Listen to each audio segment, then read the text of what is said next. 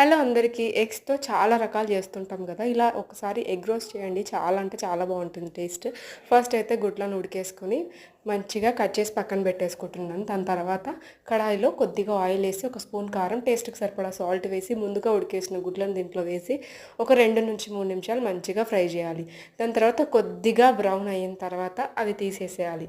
దాని తర్వాత దీనికే మనం ఒక చిన్న ఉల్లిగడ్డ, ఒక 2 టొమాటోలు వేసేసుకొని, చాలామంది పేస్ట్ ఏస్తారు. పేస్ట్ కాకుండా ఇలా ఒకసారి చిన్న చిన్న పీసెస్‌లా వేయండి. టేస్ట్ చాలా అంటే చాలా డిఫరెన్స్ అనేది ఉంటుంది.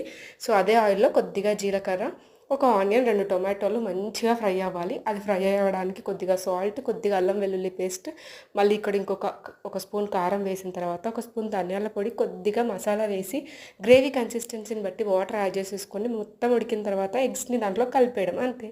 తప్పకుండా ట్రై చేసి ఎలా ఉందనేది కామెంట్ చేయండి. వీడియో నచ్చితే లైక్ చేసి సబ్స్క్రైబ్ చేసుకోండి. బాయ్.